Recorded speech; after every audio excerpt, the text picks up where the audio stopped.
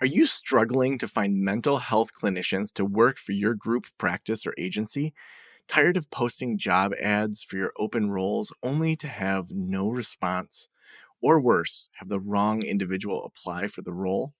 What if you had a partner who understood both the intricate requirements and career arc of a mental health clinician and how to recruit them more efficiently to work for your organization?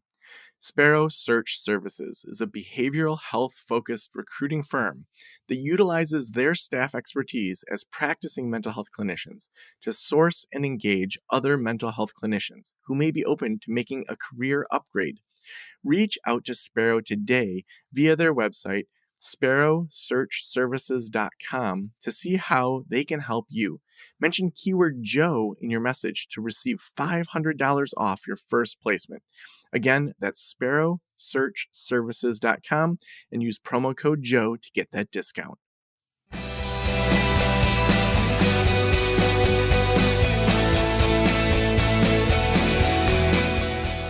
This is the Practice of the Practice podcast with Joe Sanok, session number 916.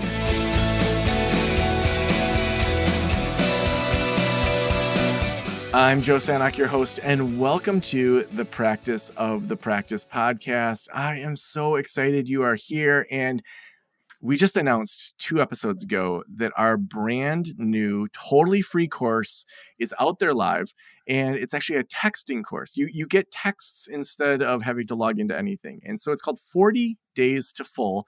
And over 40 days, you'll get a daily text on what you should be doing to fill up your private practice. So you can get this totally free.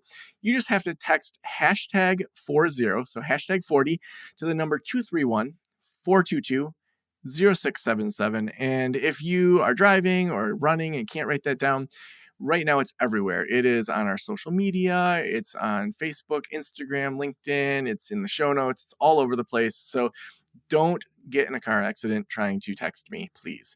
Well, today I am so excited to talk about the Enneagram, which I want to tell you something. I have to admit that that was not always the case with me. Have you ever had those friends that are like so into something that even if it's good, you're like, I don't want to be into that and give them the satisfaction of like, they're just like so into it. I had these friends that were so into the Enneagram. Like everything went through the lens of the Enneagram, and every problem in the world went through the lens of the Enneagram. And I was like, screw the Enneagram. Like this, there's no way one thing can be this. And I'm sure it isn't. But then over time, people I trusted, people that I thought were pretty deep thinkers, they also got into the Enneagram, and I slowly was softened over time. Took the Enneagram assessment, realized that it was very accurate, and that Enneagram 3 Joe, the achiever, had been out-achieved by the Enneagram. So I like to start with that because, today we're talking with Chad Prevost, who helps professionals in burnout reclaim their lives at Big Self School. He's a transition coach. He is a LCP 360 facilitator, an Enneagram coach. He consults with organizations to improve their performance and communication. And he's also the author of Shock Point, the Enneagram in Burnout and Stress. Chad, welcome to the Practice of the Practice podcast. Thanks so much, Joe. Great to be here with you and your audience. Yeah. And I've been on your show, and you've been a big supporter of my book. And every time we talk, I just enjoy it so much. And I'm so excited to have you on the show and to talk about the Enneagram, but other things too. But why don't we just start with how did you get into the coaching world? Like, I want to talk about the Enneagram eventually, but was that your first line of you came out of college and said, I want to be a coach, or how did that start for you?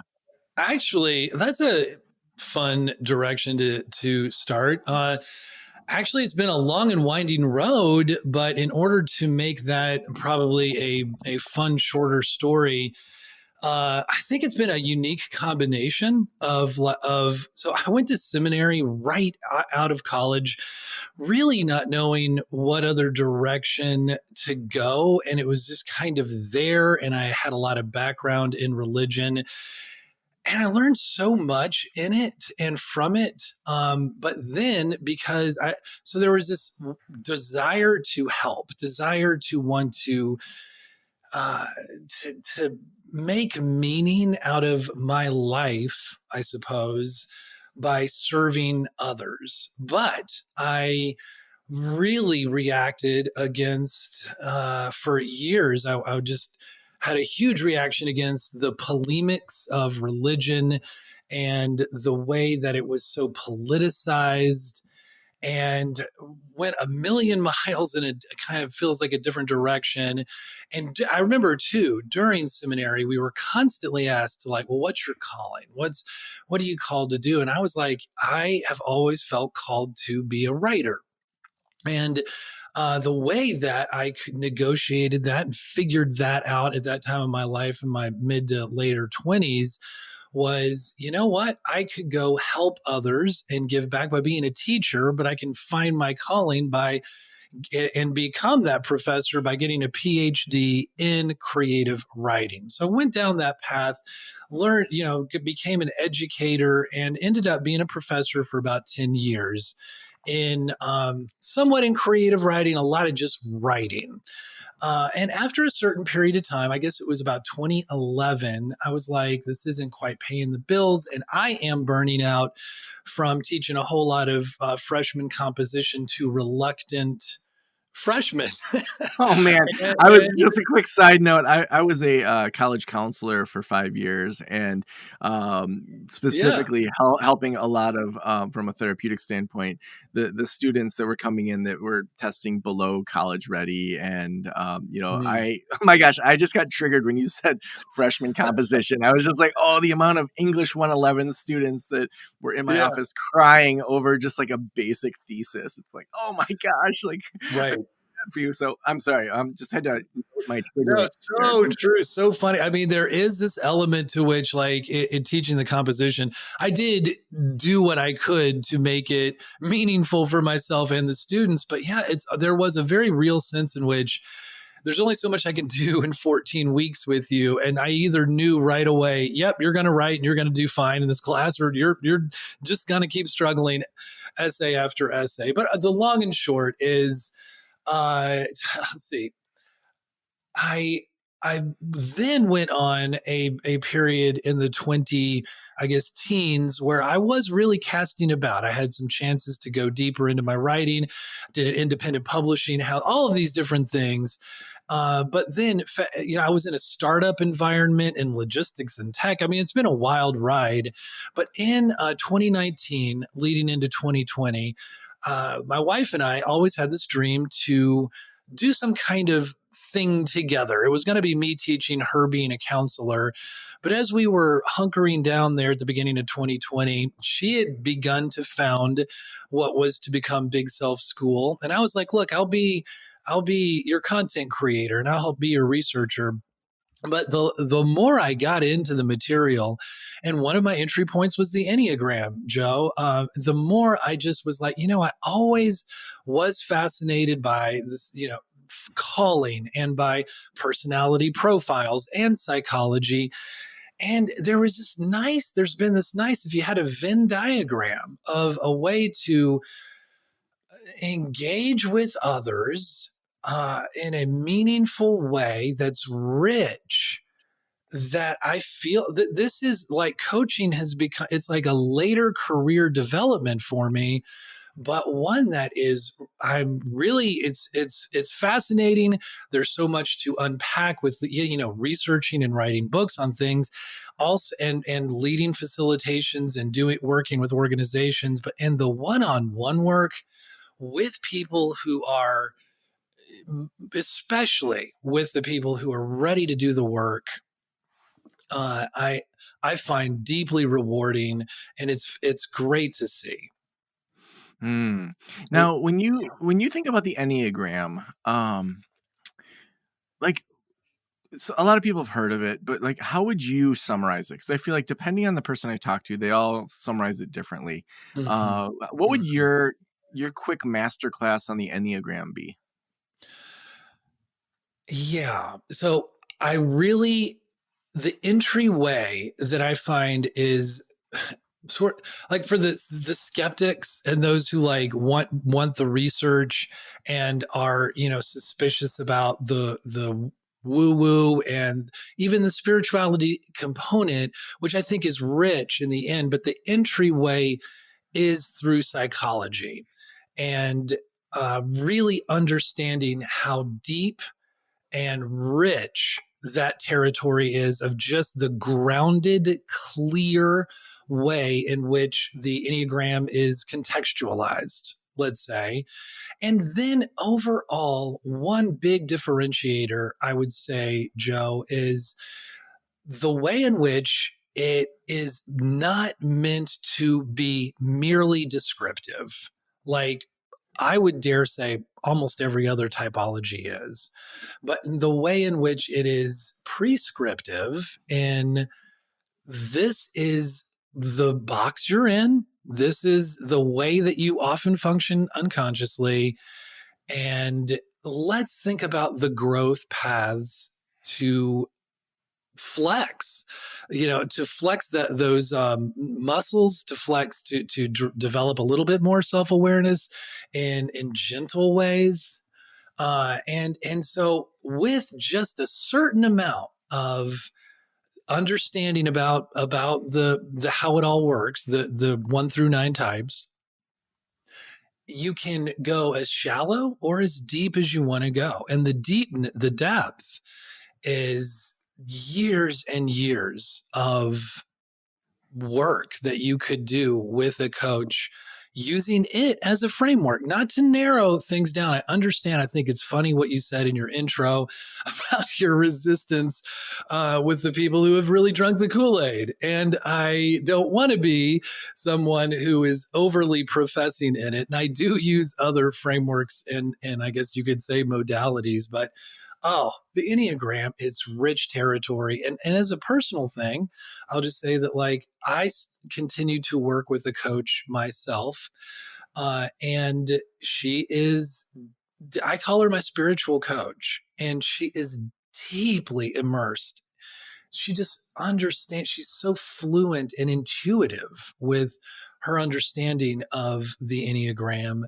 It's just rich to be able to speak with someone and they immediately hear things in your language that is kind of reflective of your type, no matter, even if you've been doing it for a while. And just yesterday, there were some things I was saying out loud that she's like, that is very four of you, and it's very 1-to-1 four.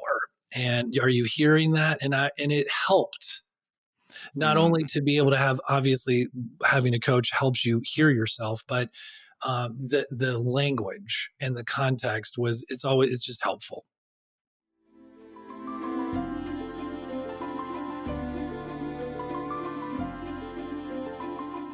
As a therapist, I can tell you from experience that having the right EHR is an absolute lifeline. I recommend using therapy notes. They make billing, scheduling, note taking, telehealth, and e prescribe incredibly easy. Best of all, they offer live telephone support that's available 7 days a week. You don't have to take my word for it. Do your own research and see for yourself. Therapy Notes is the #1 highest rated EHR system available today, with a 4.9 out of 5 stars on trustpilot.com and on Google. All you have to do is click the link below or type promo code Joe on their website over at therapynotes.com and receive a special 2-month trial absolutely free. Again, that's therapynotes.com and use promo code Joe on the website. If you're coming from another EHR, Therapy Notes will also import your demographic data quick and easy at no cost, so you can get started right away. Trust me, don't waste any more of your time and try Therapy Notes. Just use promo code Joe at checkout. Yeah. Now, one area that you've specialized in is the idea of kind of stress and burnout and using the Enneagram around that. I'd love to dig in a little bit more. And kind of you being the expert, I don't want to say we have to cover all 9 types, or maybe that would be helpful. Like, I feel like that could be each one of those could be their own episode or their own entire podcast series. Like you said, we can go surface level or deep. But Mhm. let's maybe just start with how does burnout and stress, or how do burnout and stress in regards to the Enneagram work? What does that look like? And then we can really take it wherever you think it's most applicable to the therapist listening. Hmm. Well, so often when it comes to burnout and stress is we think something's not working, and that right. And it's if everything was constantly just pretty much working, even on autopilot, not being super self aware, we'd be like, well, maybe I am kind of unconscious, but it's working for me. And so usually, now sometimes in personality, especially threes and eights, but are better at just kind of barreling through and kind of ignoring some of the sensitivities or the signs of burning out. But generally speaking, that stress, is like, especially at kind of the midlife passage, and that is who we really work with, or people who have like, maybe they've had a lot of success. In personality, because our personalities are constructs, complexes that we have of arrangements, however it originally materialized within us, that it gets things done for us in some capacity.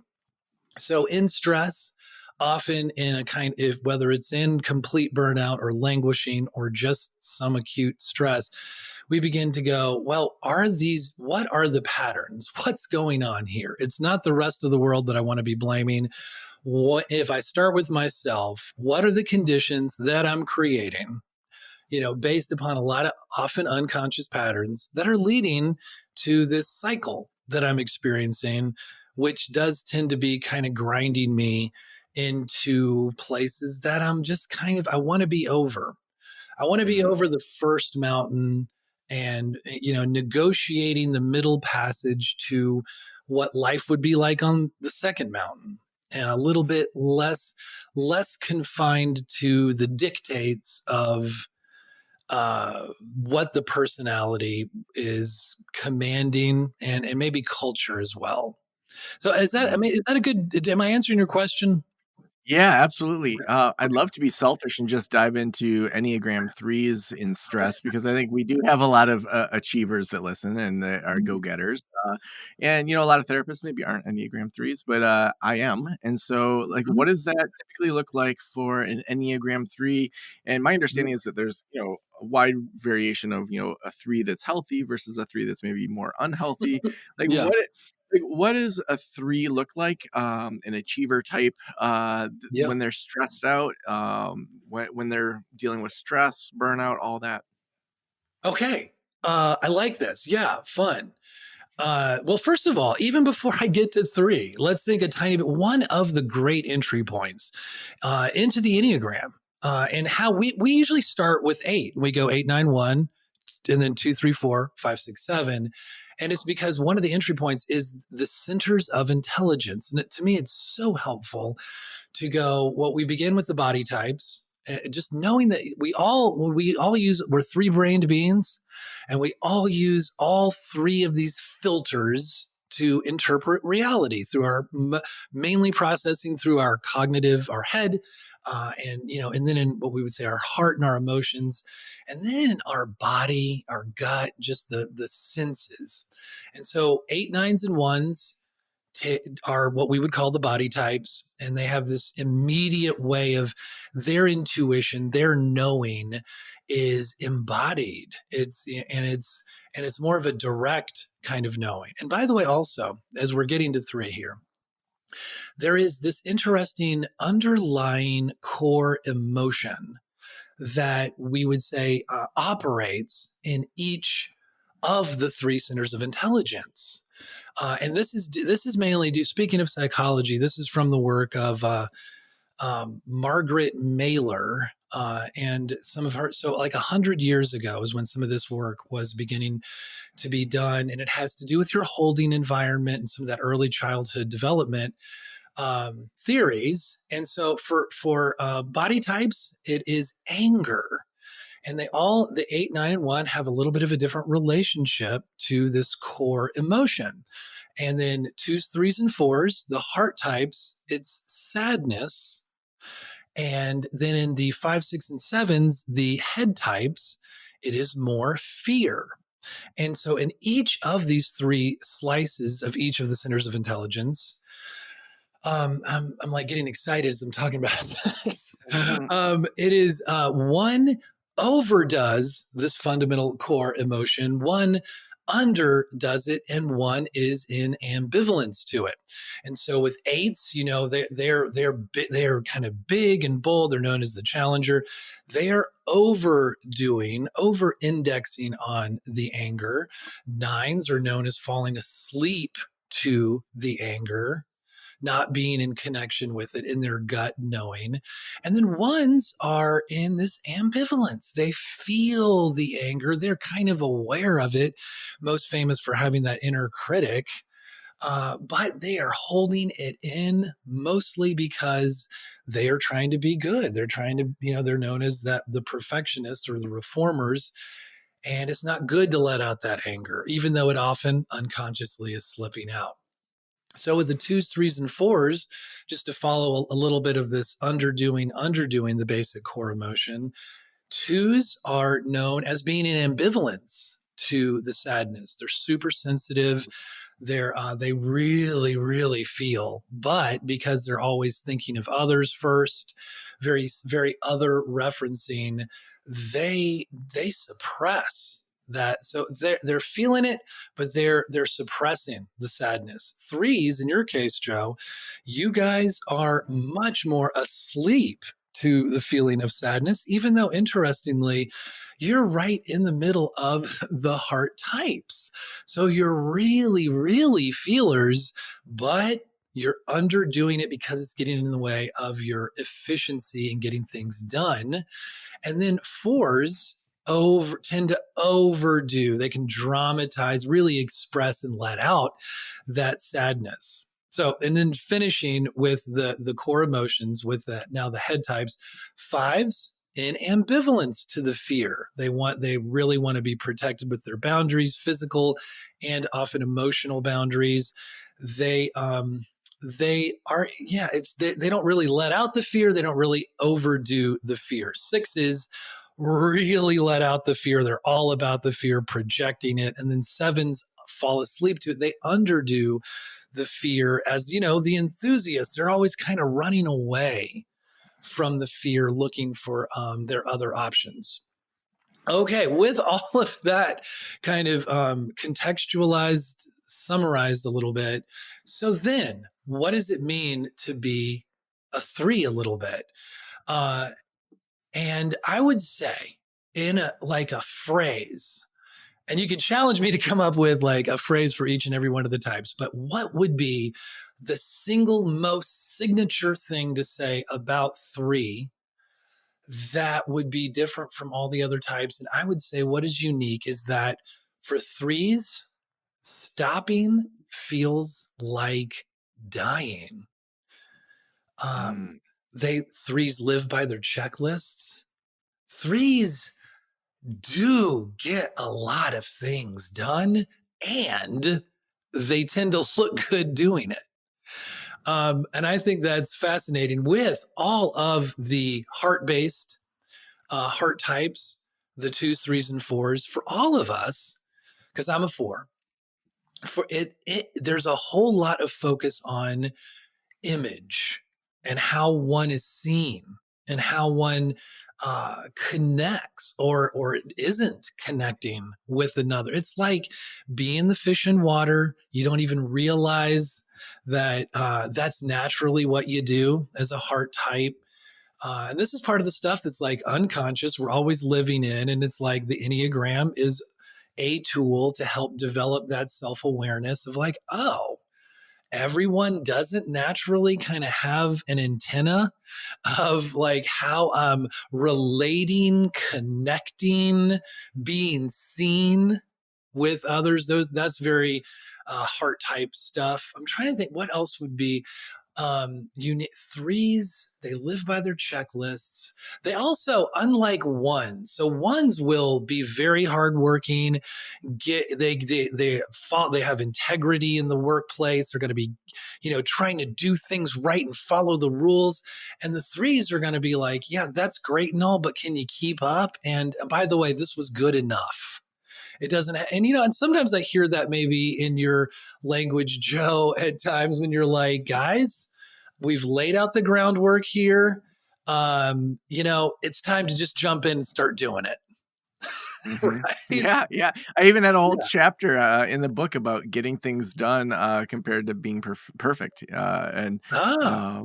yeah, I mean, I think that it's interesting to hear because, yeah, even when I slow down and recognizing I needed to slow down, Mhm. it's a pretty rigid system. It's like my computer stays in my office, my phone is not in my pocket. I often have planned like we're gonna go for a hike or we're gonna and it's a checklist version of slowing down. But it doesn't feel like it's getting things done.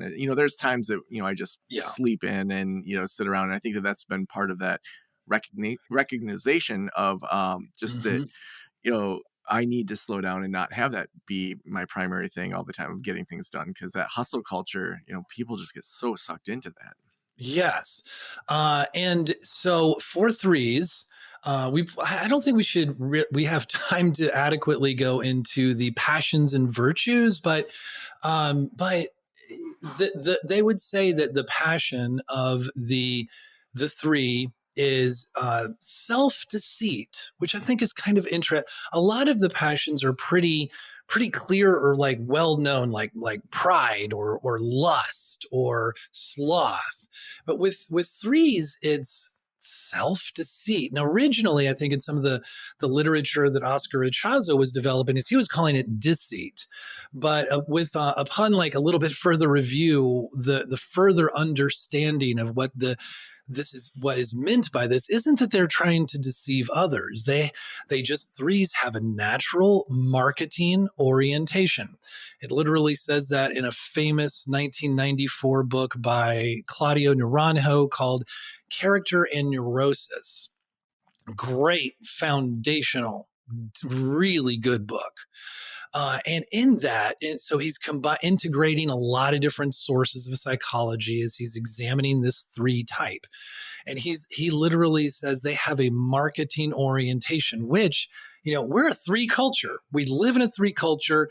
Threes don't show up a lot in the DSM literature because in so many ways it's not out of bounds what the threes are doing. They're getting things done and looking good doing it, right? Um, so threes have this marketing orientation where and this is getting at the like how it could be self deceit. This is so unconscious. It really has to be unpacked for threes, but they have this natural tendency to almost chameleon like adapt to what is sort of expected of them within a cult, we'll say a culture. First of all, the broader culture, they're going to be very focused on how they're showing up. What do others want? They can naturally shapeshift into being that paragon, that archetype of the successful person. And also then to bring it down within a subculture and within smaller communities within the workplace, they can adapt and adopt to the mission and being the person who often too in a very upbeat cheerful kind of way. um, so all of that is pretty great stuff, and I hope it gives you a little bit of direction. I'm curious what your thoughts are, but and before we even do that, let's just touch on the subtypes, because there are three subtypes. And to me, Joe, this is where some of the rich, amazing stuff opens up with the Enneagram, and that I don't think is common knowledge. There is the self-preservation subtype, the social subtype, and what is either called the sexual or the one-to-one subtypes. So self-preservation is more like where you're generally speaking, it's an instinct of taking care of yourself, your needs, and sometimes material things. It's more of an awareness on that. The social orientation doesn't just mean you're extroverted or something, although it can. It's more of like, what's my relationship to the group?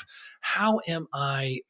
How am I fitting in? I'm automatically first thinking of myself socially, and then the sexual one-to-one is more of it is about merging, it is about one-to-one, but they often do connect with others in that way through being kind of intense.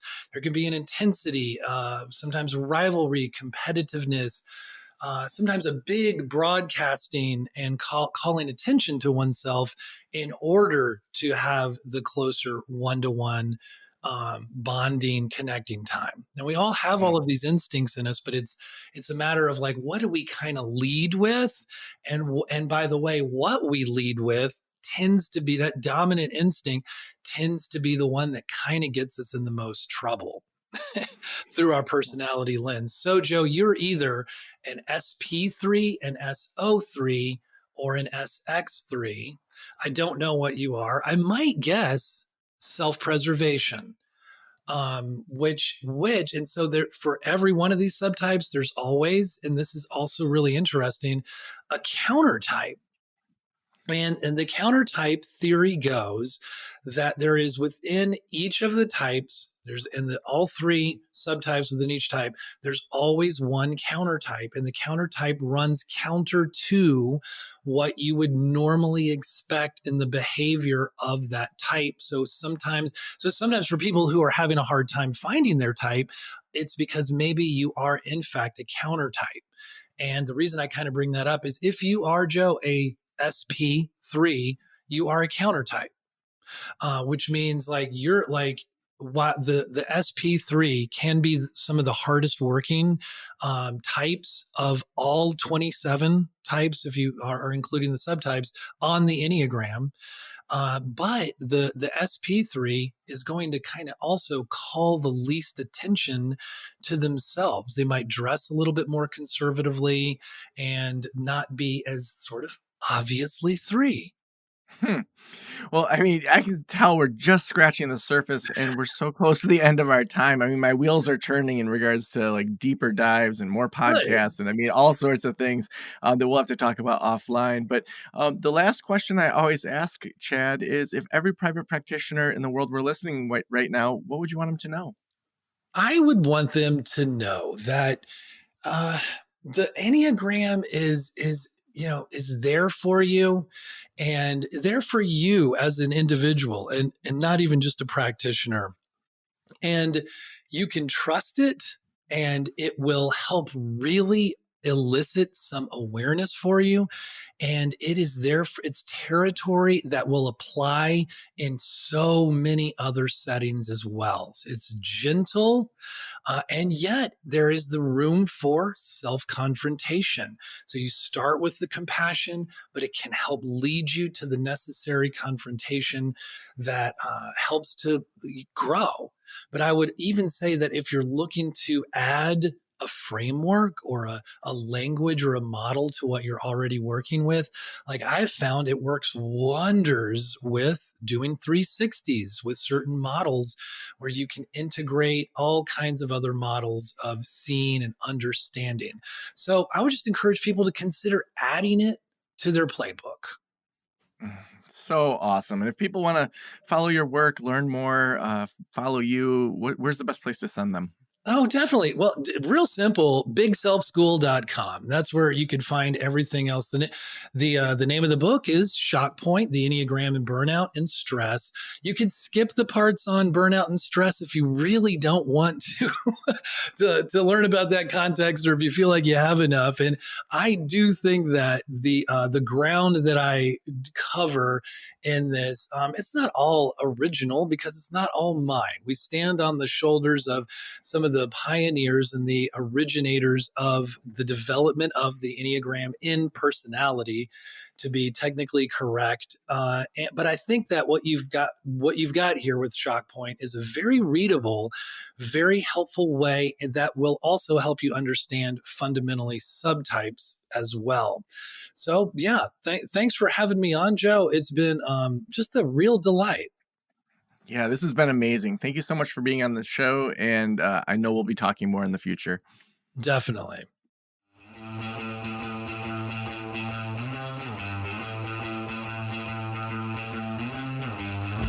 Wow.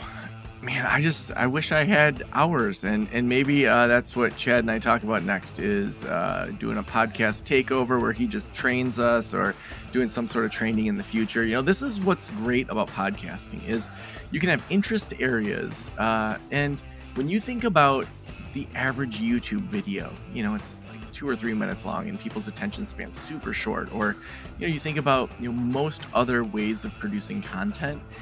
You can't do a deep dive like this. I mean, we're half an hour into this conversation and barely scratching the surface. And to be able to be podcasters like Chad and I both are, you can dig into these really niche topics and attract an audience that's so different from maybe those that might follow you on YouTube or other areas. We have tons of resources. One is we have Podcast Launch School, which wasn't even on our list of things to promote today. But I think it's applicable, because you may be hearing this and saying, I want to launch a podcast. And we have services over at podcastlaunchschool.com where you can go through our course, Podcast Launch School, and do a self-paced course, and it'll walk you through everything. Or we have done-for-you services. We have back-end support. We've got show notes, audio engineers. We've got AI that's helping with transcriptions, all sorts of stuff. So if you have a podcast, or if you want a podcast, head on over to Podcast Launch School, and we'll see, where Chad and I come up with things in the future, because I feel like this is something therapists need even more training on, around the Enneagram, the application of that for therapists, the different types, all these different things. So we will keep you posted both on the podcast and on our email lists as well, to keep you posted on what we brainstorm. And maybe Chad's feeling the opposite, and he's on the other side of this mute button saying, I am ready to be done with this interview and joke and go on his own. So we'll see what happens in the next couple minutes as he and I talk and brainstorm together. Also, we couldn't do this show without our amazing sponsors. Therapy Notes has been one of our longest sponsors. I know a ton of you recently, because of terms and conditions that have changed with other EHRs that I won't mention here, but you're leaving those EHRs because you just don't trust them anymore. Therapy Notes, we have a direct connection with their head of IT, head of marketing, where we get to help influence them. We're not on their board, we're not investors, but they are podcast sponsors. And when things come up, we collaborate with them to make sure that the best practices, the things that therapists need, are being implemented. And you can trust Therapy Notes. They've been with us for 8 years now as a sponsor. So head on over to therapynotes.com, use promo code Joe at checkout to get a couple months for free as well. Then they know that their marketing dollars are working. They know that being a podcast sponsor here on the Practice podcast is working. Also, if you're in one of our membership communities, you can get 6 months for free of Therapy Notes if you're a new user as well. So again, therapynotes.com, use promo code Joe at checkout. Thank you so much for letting me into your ears and into your brain. Have a great day. I'll talk to you soon. Special thanks to the band Silence is Sexy for that intro music, and this podcast is designed to provide accurate and authoritative information in regard to the subject matter covered. It is given with the understanding that neither the host, the producers, the publishers, or guests are rendering legal, accounting, clinical, or other professional information. If you want a professional, you should find one.